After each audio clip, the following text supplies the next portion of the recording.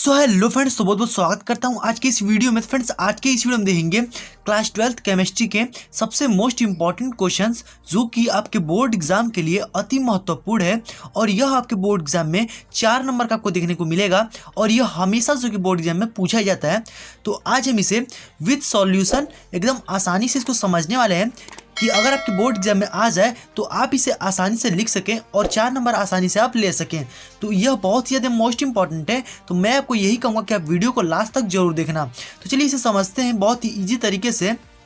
तो क्वेश्चन क्या है हमारा कि कारण देते हुए स्पष्ट कीजिए। ठीक है, कारण देते हुए स्पष्ट कीजिए।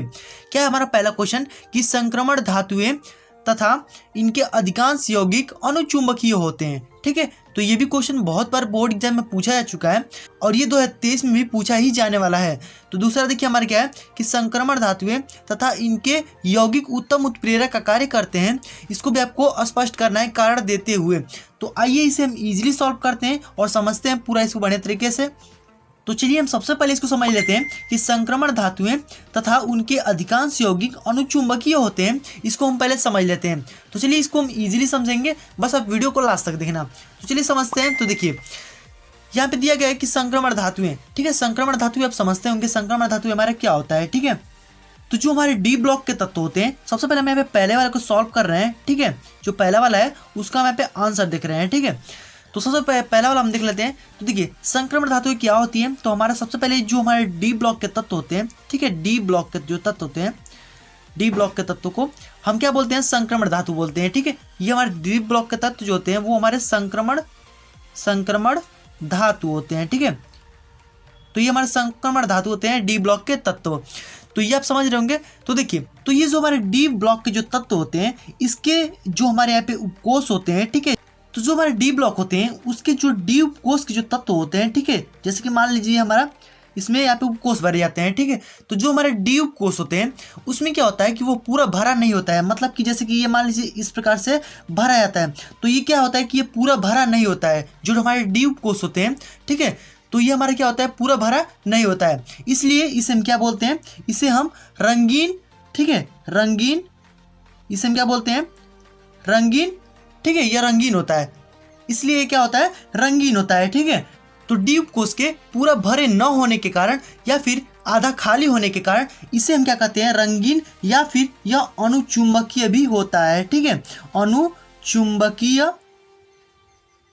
अनुचुंबकीय होता है। ठीक है, तो डी उपकोष के न भरे जाने के कारण, ठीक है, मतलब कि पूरा भरा न होने के कारण इसे क्या कहते हैं, रंगीन या फिर अनुचुंबकीय भी होता है। ठीक है, तो ये आपको समझ में आ गया होगा। जैसे कि मान लीजिए हम यहाँ पे एग्जांपल के साथ इसको समझते हैं। तो देखिए मान लीजिए कि जैसे कि मान लीजिए हम यहाँ पे कोबाल्ट को ले रहे हैं, कोबाल्ट, ठीक है, इसका परमाणु क्रमांक कितना होता है, तो ये हमारा 27 होता है।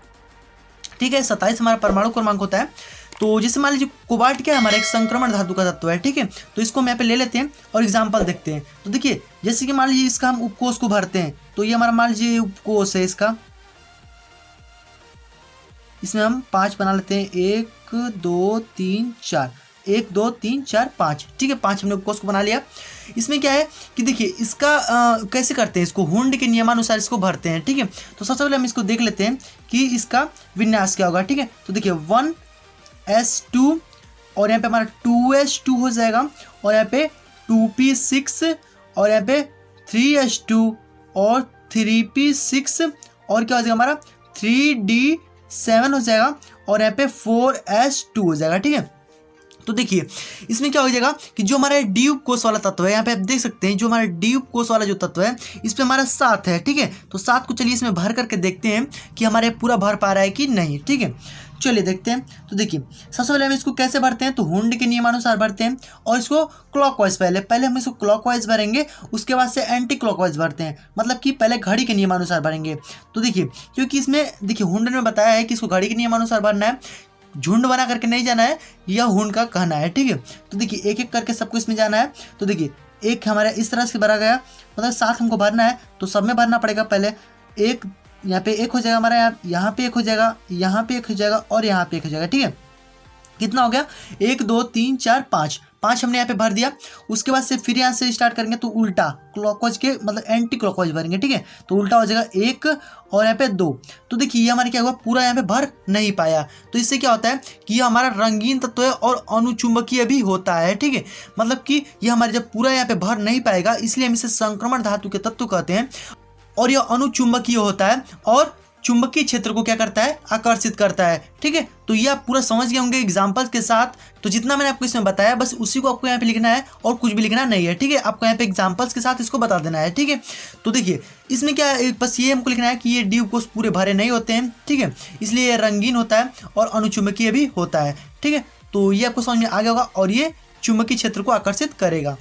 तो बस इतना ही आपको इसमें लिखना है, ठीक है। नेक्स्ट वाला जो हमारा है चलिए उसको देख लेते हैं। तो ये तो आपको क्लियर हो गया होगा। अब चलिए नेक्स्ट देखते हैं। तो नेक्स्ट हमारा है कि संक्रमण धातुएं तथा इनके यौगिक उत्तम उत्प्रेरक का कार्य करते हैं। इसको चलिए इजीली समझते हैं। अब ये उत्तम उत्प्रेरक का कार्य कैसे करते हैं इसको हम यहाँ पे समझ लेते हैं। तो जैसे कि मान लीजिए कि यहाँ पे हमारा एक ये हमारा संक्रमण धातु है, मतलब कि संक्रमण धातु का तत्व है। जैसे कि यहाँ पे एग्जाम्पल्स में हम देखते हैं संक्रमण धातु का तत्व कौन कौन सा है। तो एक हमारा हो जाएगा क्रोमियम हो जाएगा, और यहाँ पे हमारा फेरिक में यानी आयरन हो जाएगा हमारे यहाँ पे, और यहाँ पे निकिल भी हो जाएगा। ये सब हमारे क्या है, संक्रमण धातु के तत्व हैं, ठीक है। तो ये तो हमारे ये सब संक्रमण धातु के तत्व हैं। और अभी मैंने आपको यहाँ पे इसमें बताया कि इसके जो डी उपकोष के जो तत्व होते हैं वो पूरे भरे नहीं होते हैं, ठीक है। इसलिए ये क्या होते हैं, रंगीन होते हैं। क्या होते हैं, रंगीन होते हैं। तो ये क्या होते हैं, रंगीन होते हैं इस प्रकार से, ठीक है। और देखिए और ये कोई दूसरे मतलब कि कोई हमारा यहाँ पे है, ठीक है, तत्व है, ठीक है। उससे क्या करते हैं कि यह बहुत ही मतलब कि इससे क्या करते हैं, अपने जो भी ये मॉलिक्यूल्स होते हैं, इसके जो इलेक्ट्रॉन होते हैं वो आसानी से क्या करते हैं, दे देते हैं, ठीक है। और अपने उपकोष को क्या कर लेते हैं, पूरा कर लेते हैं, ठीक है। तो यह बहुत ईजिली क्या करते हैं कि अपने उपकोष जो इसमें इलेक्ट्रॉन होते हैं उसको क्या करते हैं कि दूसरे इलेक्ट्रॉन को दे देते हैं, जिससे ये क्या हो जाते हैं, अस्थायी हो जाते हैं, ठीक है। क्या हो जाते हैं, अस्थायी हो जाते हैं। तो इस प्रकार से क्या करते हैं, अपने उपकोष से यह अपने इलेक्ट्रॉनों को दे देते हैं और ये अस्थायी इलेक्ट्रॉन हो जाते हैं। और जो ये अगला वाला होता है ये भी अपने उपकोष को लेकर के अस्थायी हो जाता है। इस प्रकार से यह एक अच्छे जो कि इलेक्ट्रॉन के दाता होते हैं, क्योंकि इसमें क्या होते हैं, इलेक्ट्रॉन जो होते हैं वो पूरे नहीं होते हैं। तो सोचते हैं कि क्यों ना मैं इसी को दे करके और अपने इस इलेक्ट्रॉन को क्या करूं, यहाँ पे पूरा अस्थायी बन जाऊं, ठीक है। तो क्या करते हैं, यह इजीली इसको दे देते हैं। और यह कभी कभी क्या करते हैं कि दूसरे से क्या करते हैं, ले भी लेते हैं, ठीक है। तो इस प्रकार से तो ये आपको समझ में आ गया होगा कि यहाँ पे कभी कभी क्या करते हैं, इलेक्ट्रॉन को देते हैं या फिर इलेक्ट्रॉन को ले लेते हैं, जिससे वो अस्थायी हो जाते हैं और ये हमारे संक्रमण तत्व होते हैं। तो यह इनका सबसे महत्वपूर्ण कार्य होता है। तो यही जो हमारी क्रिया है, यह किसी भी अभिक्रिया में यह एक उत्तम उत्प्रेरक का कार्य करता है। जिससे अब उत्प्रेरक क्या होता है भाई, इसको समझ लेते हैं।